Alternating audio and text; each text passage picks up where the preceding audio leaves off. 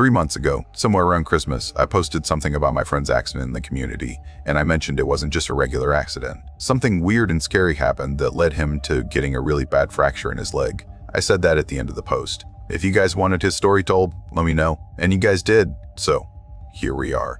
Before this incident, I didn't believe in monsters, cryptid, any of that supernatural stuff. I make horror content, but I don't believe in any of it. I can't fully explain why. I just don't. The only thing I can say is that after what happened to my friend, my belief in all of this shifted a little. Not completely, but a little. I never experienced anything myself, but honestly, I kind of want to. I know, that sounds crazy weird, but I'm just curious like that.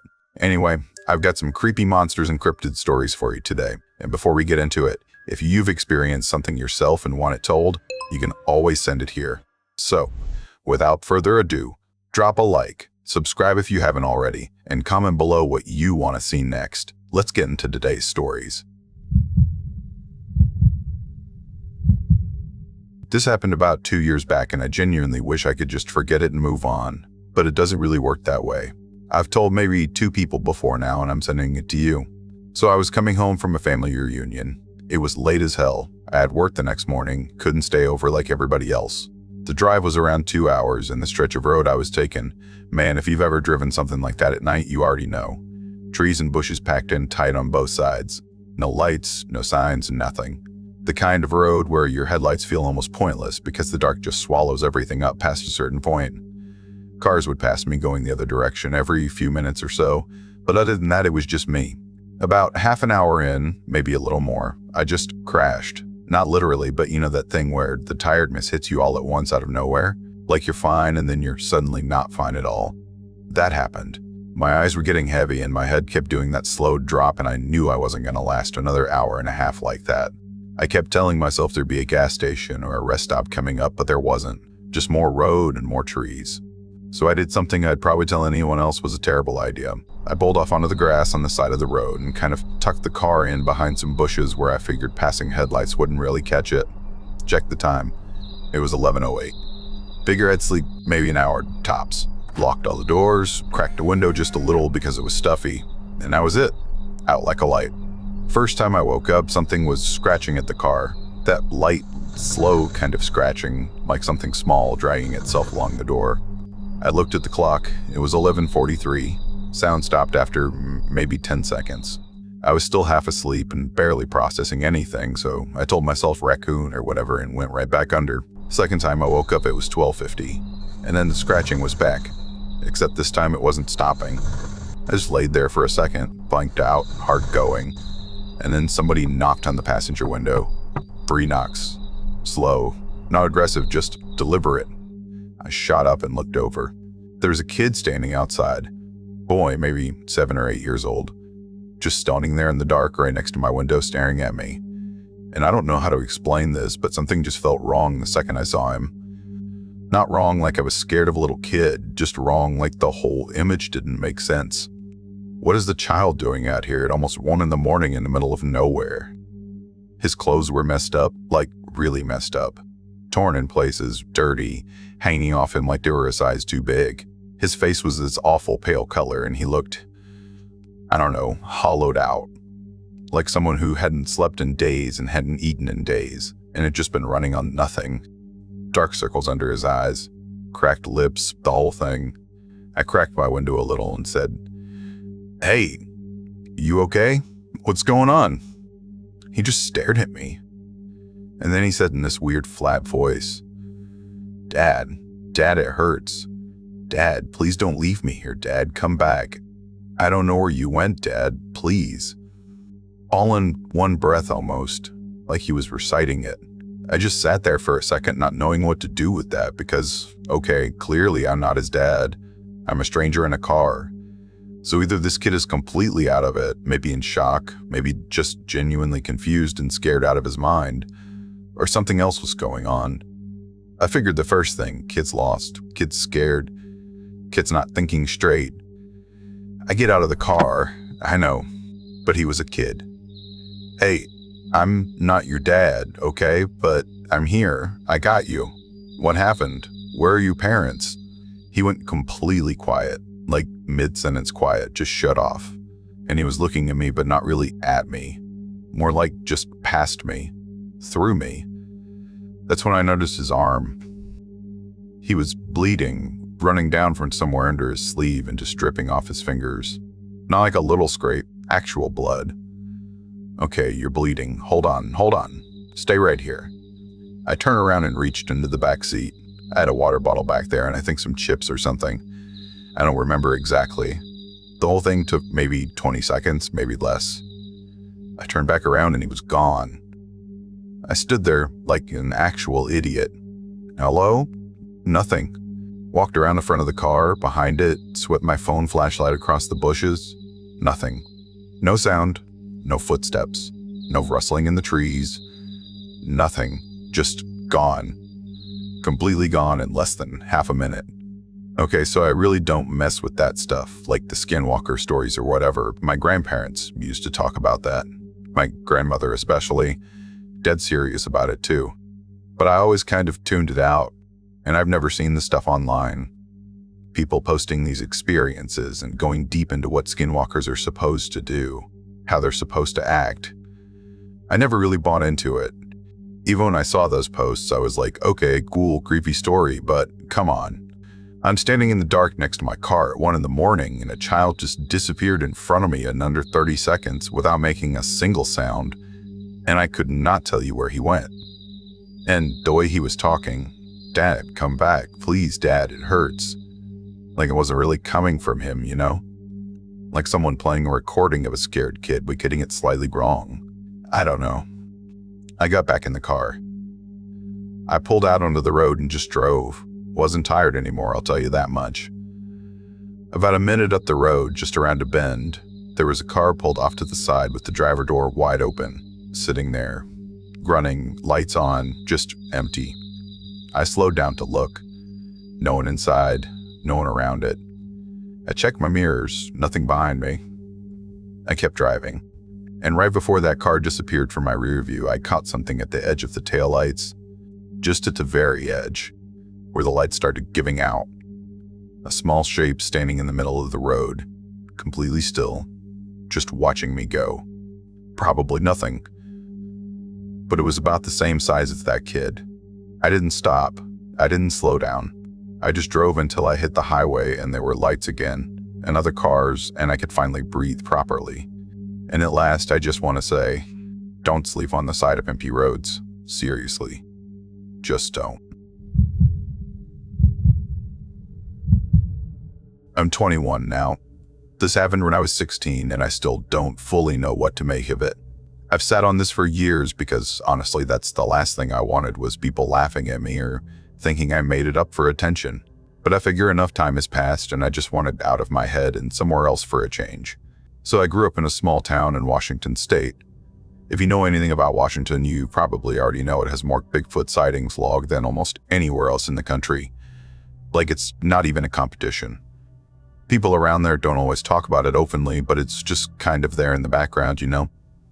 Something older people mention and then move on from. Growing up, I always thought it was just a local thing people held on to because it gave the area character. I didn't take it seriously. I was 16. I thought I knew everything. I want to be straight with you before I get into this. I'm not saying with 100% certainty what I saw that night was Bigfoot. I genuinely don't know. But I know what I saw wasn't a person acting normal, and it wasn't anything I can explain away 5 years later, no matter how many times I've tried. Okay, so background. I was not having a good time at school back then. There were these guys, 3 of them, who basically made it their hobby to make my life miserable. I won't use names. 2 of them were in my grade and 1 was a year above. The kind of guys who knew exactly how far they could push something before a teacher actually did anything. They'd taken something of mine once, doesn't matter what, and used it to basically keep me in check.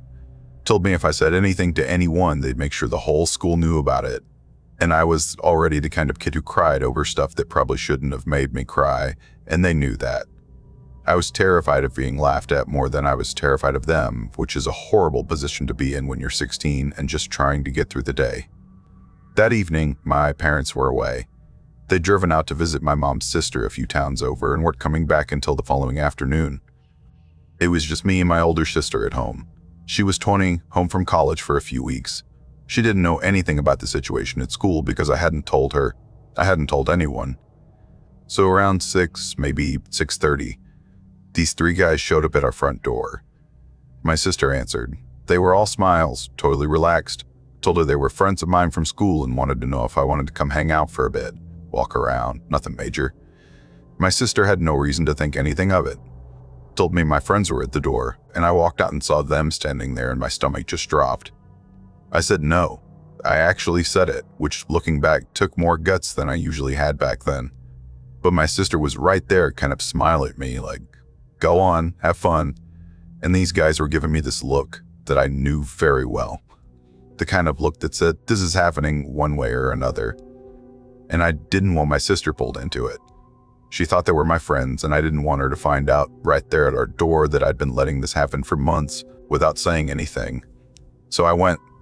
I told myself it would be fine. Stupid, I know. We walked maybe 15 minutes from our street towards the edge of town where the trees started getting thick. There's this stretch out there that people who grew up around there just called the Ridge Line. Some old buildings out that way. Nobody really knew what they used to be. One main structure that was maybe 2-3 stories once, mostly collapsed now. And some smaller ones around it that were basically just walls and rubble. We used to dare each other to go near there as little kids, but never actually did it. People talked about that area. Not just Bigfoot stuff, just general weirdness, sounds at night, that kind of thing. They walked me right up to the main building. I didn't even clock what was happening until one of them shoved me through a gap in the wall where a door used to be, and then all 3 of them were outside laughing, and something heavy got pushed against the opening from outside. Wasn't a lock, just something wedged in, but it held. I want to say I kept it together. I didn't. I was 16 and alone, and it was getting dark, and I was in a building that smelled like rotten, wet wood, and I was genuinely scared. I banged on the boards for a while, but they were already gone. I could hear them walking off, still laughing. So I started moving around, trying to find another way out. The inside was dark, darker than outside, and my phone screen was the only light I had. Half the floor in the main room was caved in or just covered in junk. I moved towards the back and found a hallway with a couple of rooms off of it. First one was empty, just debris. Second one had a broken window, but it was too high up. I couldn't reach it without something to stand on. Third room.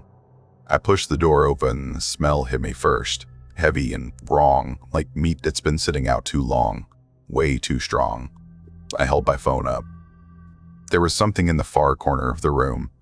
And I want to be careful about how I say this, because I've replayed it in my head so many times that I didn't fully trust my own memory of it anymore. But what I saw was large. Not like a big guy large, like wrong proportions large. Too wide across the shoulders, too much mass. Dark, covered in something, hair, fur, I don't know. Matted and thick. It was hunched over and it was eating something. I couldn't see clearly what, just something in its hands that it was tearing at. The sound of it was the worst part. Wet and heavy. I made a sound. Didn't mean to. Just a sharp intake of breath or something. Not even loud. It stopped. And it turned its head and looked straight at me. I couldn't see its face properly. The light from my phone wasn't enough and I wasn't holding it steady. But it looked at me, and everything in my body just locked up. I couldn't move for what felt like way too long, but was probably 2 or 3 seconds. Then I ran. Back down the hall, back through the main room, into the first room with the high window. I grabbed the biggest chunk of concrete I could find, stacked it up against the wall, and climbed up, knocked out the remaining glass with my elbow and pulled myself through. Dropped down outside and just ran. Didn't look behind me. Didn't stop. I got home and my sister took one look at me and knew something had happened. I told her everything. About the building, about what I saw, and then about the bullying. All of it. The whole thing I'd been holding on to for months. She was angry. Not at me, at them. She called their parents that same night. I don't know exactly what was said, but 2 of them got pulled out of school for a few days, and when they came back, they didn't look at me the same way. The third one's dad apparently drove over to our house and apologized to my sister in person. I didn't see that one coming. The Bigfoot thing. I'd looked it up afterward. The ridgeline area, or at least that general stretch of tree line, had come up in a few local forums. Not like viral stuff, just people mentioning it in passing. Sounds, smells, something large moving through the trees at the edge of people's properties at night. One guy posted maybe 2 years before this happened that he'd found what he thought were prints near there, but the post didn't get much attention. I don't know what was in that building. I've thought about it more times than I want to admit. Maybe it was a person, some homeless guy or someone just living out there in the dark, and my fear made everything look bigger than it was. Maybe. But it didn't move like a person. It didn't feel like a person. Whatever it was, it's probably still out there. That area hasn't been cleared or developed. People still live nearby. And I'd bet most of them don't walk out toward the ridgeline at night. I'm going to preface this by saying I'm not the type of person who scares easily. I've been in a situation that would make most people's legs give out, and I kept it together. That's just how I'm wired. So when I tell you what happened during the deployment that genuinely broke something in me for a while, I need you to understand that I'm not being dramatic. That's just what it was. I'm in the U.S. Army. At the time this happened, I was deployed in Iraq, a little over halfway through. It was a long deployment, and the base had a rhythm to it. You know how it gets. Same routines, same bases, same shifts. You stop thinking about where you actually are after a while, and it just becomes the new normal. That was the headspace I was in. About a month before this, a few guys from our platoon got sent home. Different reasons. One hurt himself at the gym pretty bad. A couple of guys had family stuff. Someone's kid was being born. Just life happening all at once. It left us short on people, so the remaining guys had to pick up the slack. I got handed an extra guard shift at the motor pool. Big parking lot for military vehicles. Not the most exciting post. You're just there walking the perimeter, making sure nothing happens. My shift was 2 a.m. to 4 a.m. Those 2 hours are the longest 2 hours you will ever sit through when there's nothing going on. Just you, the dark, the hum up the bass in the background. I'd done it enough times that I was on autopilot. Show up, do the rounds, stay alert, wait for your replacement. 4 a.m. came. Replacement showed up right on time. Me and the other guy on shift, Rodriguez, did the handover. He cracked some dumb joke about me looking dead on my feet, and I told him to go to hell, and we laughed, and that was that. I grabbed my weapon and started heading back to my room. Standard. Nothing weird, nothing off, just tired. I passed through this small gap in the T-wall barrier. Those big concrete blocks they use for perimeter walls, about 50 feet from my shack. And right as I came through the gap, something on the sidewalk stopped me dead. A cat. Black and white. Sitting on the cement completely still, looking straight at me. My first reaction out loud was just, what the? I didn't even finish it. I just stood there. I want to explain what I felt in that moment because it wasn't a normal reaction. And I knew that even as it was happening. It wasn't like getting startled. It was this immediate, heavy wave of anxiety and paranoia that hit me up out of nowhere. Like something in my gut was going off before my brain even caught up. Full body alarm with no explanation. I just stood there staring at it, and it just stared right back. Here's the thing. I have a cat back home. Black, white paws, white chest, little strafe of white down his face.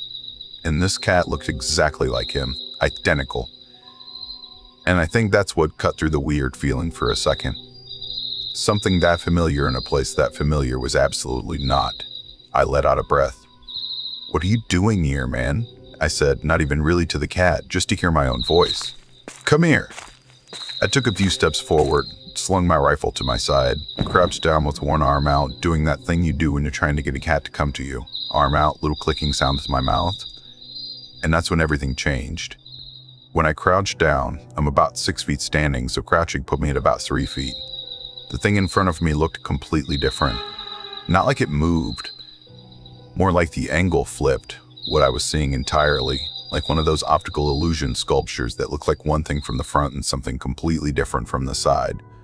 From standing height, it looked like a cat. From crouching height, it was not a cat. I actually said out loud, "What the fuck?" Just those 3 words. Quiet.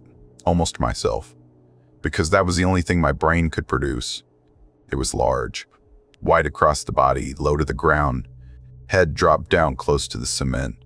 Built like a big dog, but the proportions were completely wrong in a way I couldn't immediately put words to. Dark and heavy.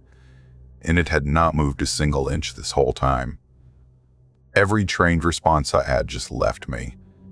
I was crouched on a sidewalk in Iraq at 4 a.m, staring at something I could not identify, and I could not move.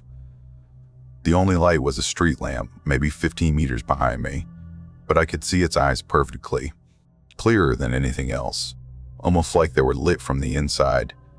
And they were human. I don't mean human-like. I mean, if you walked up to a mirror right now and opened your eyes as wide as you possibly could, that is exactly what I was looking at. Wide, fully human eyes staring straight back at me. I whispered, "What are you?" Nothing. It didn't move, didn't blink, didn't make a sound. Just held eye contact like it had been doing this forever and had all the time in the world. I have never in my entire life felt fear like that. It went past fear. There was something older and deeper, and I didn't have a better word for it than that. I started to slowly stand back up, thinking maybe the angle would make it look like a cat again, like my brain would reset. It didn't. It was still just that thing, large and low and dark with those eyes locked on me. I had my weapon, and I want to be completely honest, it didn't make me feel safe. Not even slightly. My hand moved toward it out of instinct and then just stopped because some part of me knew it wouldn't matter. I started backing up toward the T-wall gap, slow, keeping my eyes on it, and I heard myself saying under my breath, okay. Don't move. Just don't move." I don't know if I was talking to it or myself. Probably both. And then right as I reached the gap, it disappeared. Not like it ran, not like it walked into the shadows. It just steadily wasn't there anymore. Like whatever was making it visible just switched off. And right before it was fully gone, I heard it. This low growl that wasn't quiet at all. Like it was vibrating off the concrete walls on every side of me. Deep and guttural and wrong.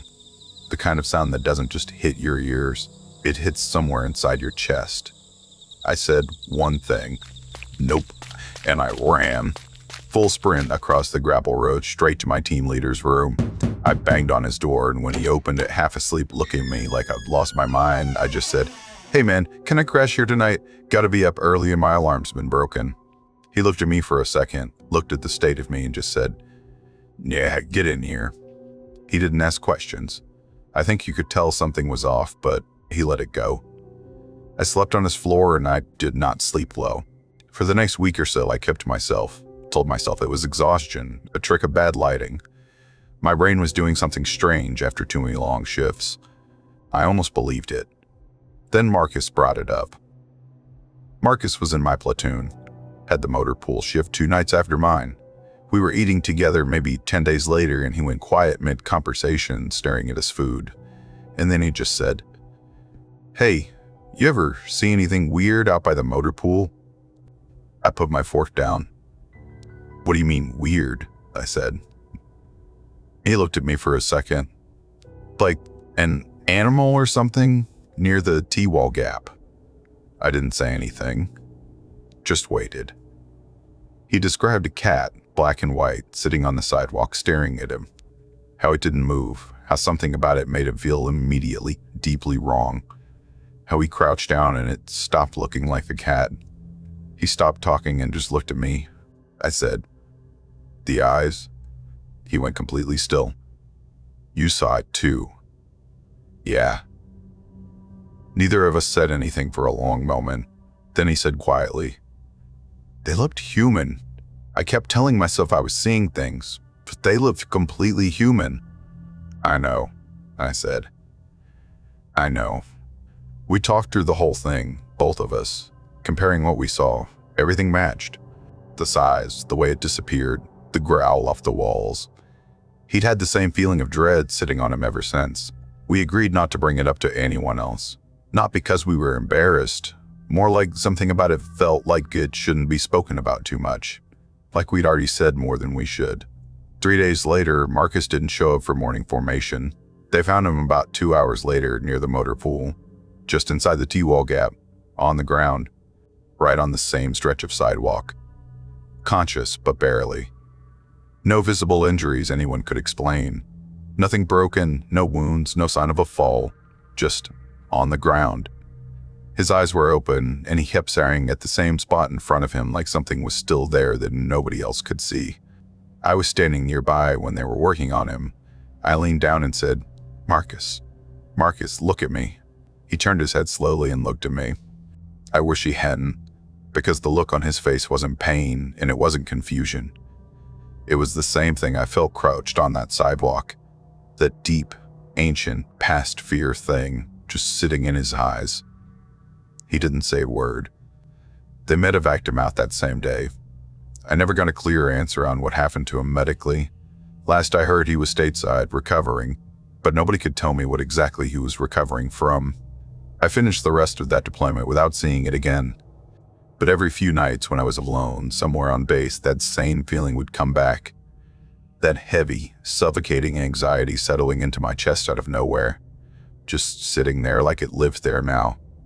I've tried every rational explanation I have. Some kind of animal, exhaustion, two tired soldiers talking themselves into something. But Marcus described those eyes before I mentioned them. I had said nothing about the eyes. He brought them up himself. I don't know what was out there. I don't know what did it to him. I don't know if it's still there. I just know it looked at both of us. And it wasn't done after me.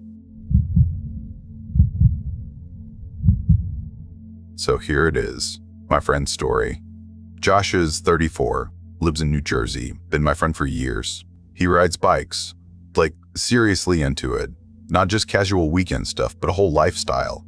He runs a couple of businesses, does some freelance work on the side, so he's pretty free with his time. If he's not working, he's out on his bike or already planning the next trip. Just a solid, chill guy. Easy to be around. So around 2 or 3 weeks before Christmas, he shot me a text. Yo, we should do something. Camping or hiking. IDK. Been a while. Yeah, for sure. When were you thinking? Maybe this weekend? I'll bring the bike. We can ride out. On the bike? Bro, it's December, LOL. It's not even that cold yet. Stop being soft. Daniel's down too. He'll bring the car with the gear. Alright, fine. I'm in. That was that. Josh showed up at my place at 7 in the morning on Saturday. I hopped on the back of his bike and we were gone. Daniel drove separately and brought all the camping stuff. We hit a McDonald's first, had breakfast, then headed out towards Mount Misery in Melville, Long Island. It's a forested area with decent trails, good for a day out. It also has a reputation around here. People talk about weird stuff happening in that forest, strange sounds, sightings, paranormal stories going back years. We knew about it, we just didn't really think much of it. It was daytime and we were there to hang out, not to go looking for anything. We got in around 10 in the morning, spent a few hours hiking around, messing about, just enjoying it. Around 4 or 5, when the lights started dropping, we found a good spot, set up camp, and Daniel pulled the gear out. We grilled some steaks we'd bought and cooked up some fish. Honestly, just a really good day. One of those days where everything just clicks and you don't want it to end. Around 8, maybe 8:30. Josh said he had to head back. Had something going on the next morning. We'd packed up, Daniel headed home, and Josh dropped me off. Got to my door around 11, said bye, and he rode off. 10 minutes later, my phone buzzed. Bro, I think I dropped my phone at the campsite. Wait, you texting me from your phone? No, idiot, this is my second phone. I have 2. LOL, okay, just leave it till morning, man. It's almost midnight. Nah, I need it. I got stuff on there. I'm going back. Bro, the forest at midnight? You sure about that? It'll be like 20 minutes. You got a torch I can grab? Yeah, come back and get it. He came back, grabbed the torch and headed out again. Told me he'd text me when he found it. I said okay and went back inside. About 40 minutes later, he texted me saying he'd found his phone. I sent back a thumbs up and figured that was it for the night. Then my phone rang. As soon as I picked up, I knew something was off. His breathing was all wrong, short and sharp like he was struggling to talk properly. Hey, I need you to come. I crashed. I'm just before the exit of the trail near the main road.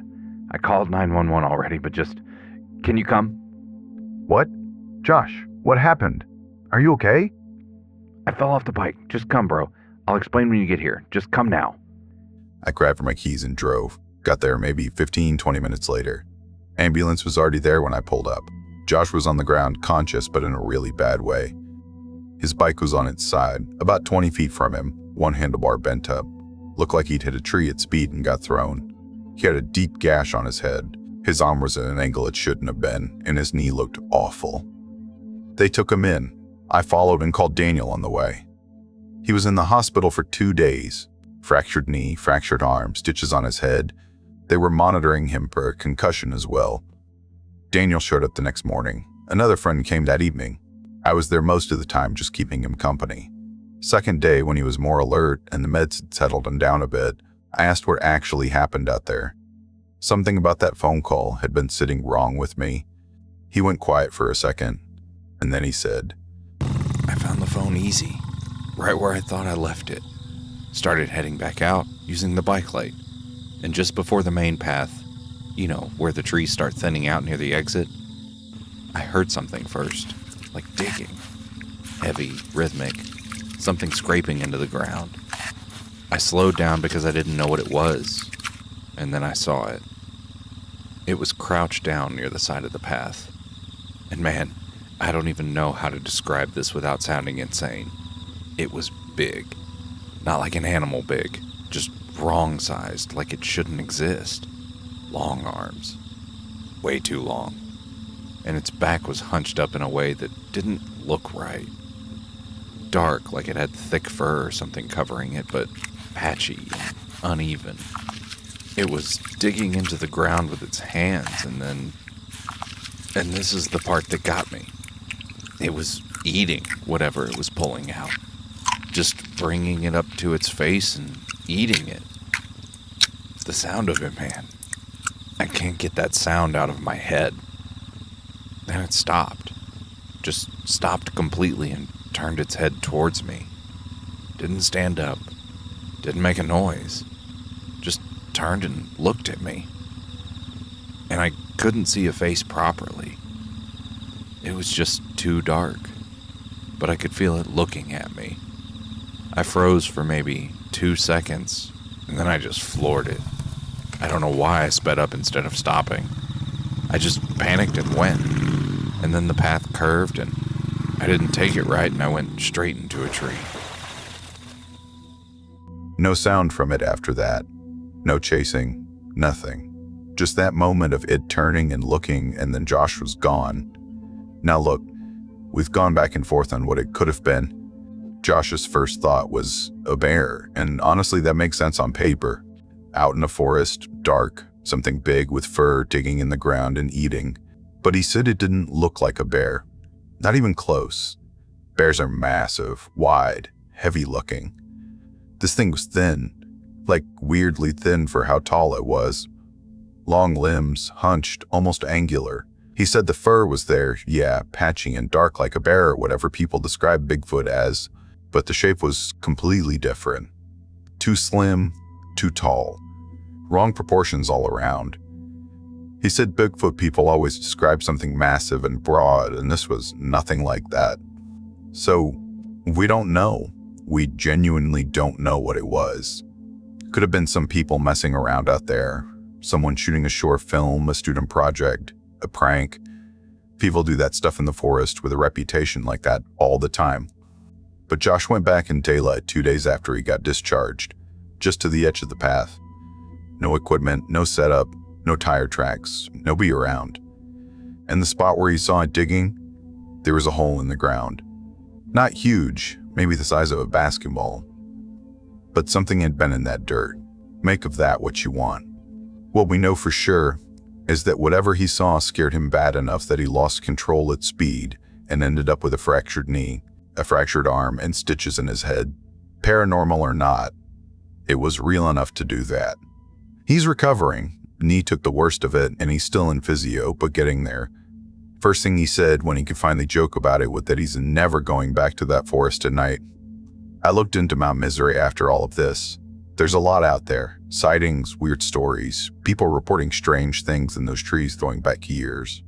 Draw your own conclusions. But something was on that path, crouched in the dark, digging, beating. Thin as hell but tall, covered in fur, and it looked right at him. Nobody knows what that was. Not even Josh. Tell me in the comments if you can guess what it was.